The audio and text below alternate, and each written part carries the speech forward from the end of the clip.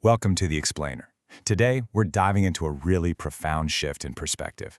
We're going to talk about how to go from feeling kind of trapped by the world to realizing that the universe is actually working to serve you, and how that one little shift can literally change everything. So let's just get right into it. It's a super common feeling, isn't it? The sense of being completely overwhelmed, almost like you're imprisoned by all the demands and pressures of modern life. I mean, our attention is just constantly being yanked in a million different directions. You've got notifications, news alerts, deadlines, all of it. The sources we looked at really put it perfectly. A lot of us feel frustrated because we're not living on purpose, we're just reacting to the next thing that's screaming for our attention.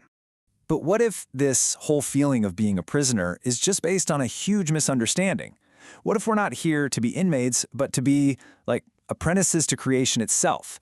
This quote suggests that our whole purpose isn't to just endure life, but to actually practice our own creative power.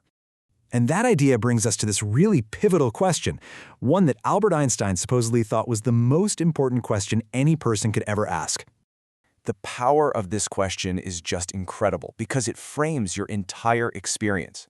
It's not about what the universe is objectively. It's about the lens you choose to see it through. And that one choice, well, that becomes the foundation for absolutely everything else. All the sources we've looked at point to this one powerful idea. The universe isn't just one way or another. It's more like a mirror.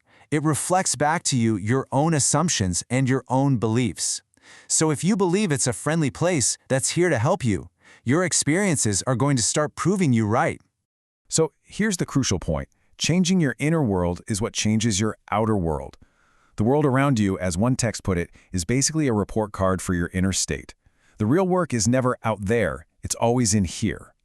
Okay, so if our inner state is what creates our world, what are the tools we can use to consciously shape it?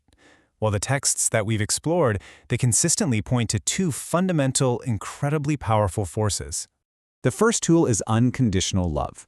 And as Ram Dass described it here, this isn't about loving a specific person or a thing. It's a state of being. It's a frequency you can tune into where your thinking mind just kind of goes quiet and you simply exist in a state of love. A love that's for everything and nothing in particular. And this isn't just some nice philosophical idea. It's got a real physical basis. This slide actually shows research from the Institute of Heart Math. It shows that when we generate positive emotions like love and appreciation, our heart rhythms literally become more coherent and orderly. And you can see in the diagram, those orderly heart signals travel up to the brain, which then helps us think more clearly and stay emotionally stable. So in a very real way, love literally creates coherence in your whole system. Understanding this lets us completely shift our approach. We can stop that endless search for love outside of ourselves. The trick, as one source says, isn't to find love, but to just let go of the fear that's blocking us from feeling the love that's already been there, inside us, the whole time. Okay, tool number 2 is gratitude. And again, this is way more than just saying thank you. It's a complete worldview. It shifts us from a feeling of entitlement to a state of appreciation, where we see that we're part of this huge interconnected web of life. Think about the sun, right? It gives its light and warmth to everyone, freely, and asks for nothing in return. When we practice gratitude, we start to see through that same lens. We see our connection to a universe that gives freely, and we start to see everything as this incredible, unearned gift. So how do these powerful tools, love and gratitude, actually help us with that problem we talked about at the start, that constant feeling of being overwhelmed and distracted?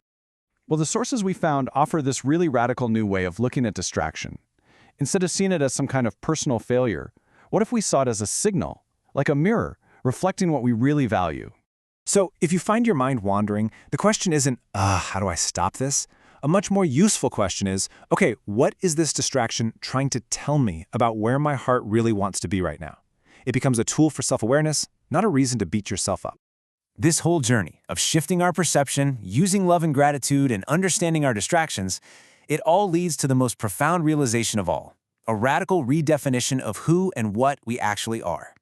Now, take a second and really let this one sink in. It's a complete mind bender. We're taught to think of ourselves as this tiny little speck in a huge cosmos. This quote flips that completely on its head. It suggests that the entire universe is actually contained within you. This is the core illusion that we're all kind of dealing with, this feeling of being an isolated individual, a separate me that's fighting against the world. But according to these texts, this sense of separation, it's just not the ultimate truth of who we are. So if you're not a separate self, what are you? Well, you are a direct extension of the one creative source of everything that exists. There's no you that's apart from the source, and no source that's apart from you. It's all one. And the final layer of this whole illusion to dissolve is this subtle idea that we are a distinct thing that exists within a larger environment or a larger field of energy. You are the ocean, and you are the wave. You are the space, and you are everything that appears in that space. You are the unified field itself, experiencing its own creation. You are not a slave to the world, because you are the world you are experiencing. And this is the ultimate takeaway. This isn't just interesting philosophy, it's a profound invitation. If you are not a victim of your circumstances, but a sovereign creator directly connected to the source of all that is, then the power to craft a life of love, gratitude, and true freedom is and always has been entirely yours.